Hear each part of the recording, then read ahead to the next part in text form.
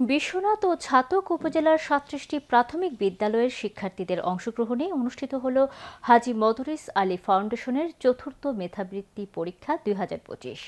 সীমান্তের সোনালী বাংলা বাজারে অবস্থিত হাজী মদরিস আলী একাডেমিতে এই পরীক্ষার আয়োজন করেন ফাউন্ডেশনের প্রতিষ্ঠাতা চেয়ারম্যান, যুক্তরাজ্য প্রবাসী বিশিষ্ট সমাজসেবক আব্দুল জলিল আজির।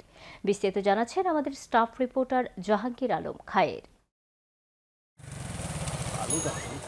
বিশ্বনাথ ও ছাতক উপজেলার শিক্ষাক্ষেত্রে অনন্য অবদান রেখে যাচ্ছেন বিশ্বনাথের সাতপাড়া গ্রামের বাসিন্দা হাজী মদরিস আলী ফাউন্ডেশনের প্রতিষ্ঠাতা চেয়ারম্যান, যুক্তরাজ্য প্রবাসী বিশিষ্ট সমাজসেবক আব্দুল জলিল আজির।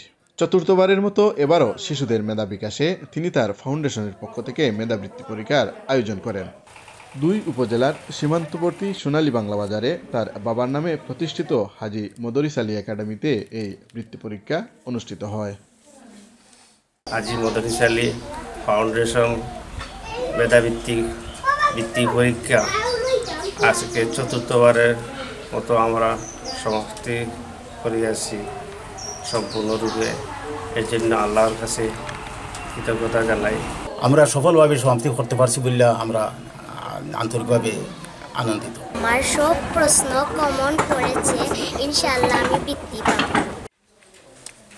সকাল 10:30 থেকে দুপুর 12:30 পর্যন্ত অনুষ্ঠিত এই পরীক্ষায় দুই উপজেলার 37টি প্রাথমিক বিদ্যালয় থেকে পঞ্চম শ্রেণীর 62 জন শিক্ষার্থী অংশ নেয়। এতে অংশ নেয়া ওই 62 জনের মধ্য থেকে উত্তীর্ণ 15 জনকে 4 ক্যাটাগরিতে মেধাবৃত্তি প্রদান করা হবে। শিশুদের মেধা বিকাশে এমন উদ্যোগ অব্যাহত রাখার দাবি জানিয়েছেন শিক্ষক ও অভিভাবকরা। আমি কামনা করি আজির মিয়ার আরও দীর্ঘ জীবন কামনা করি এবং তার সফলতা কামনা করি।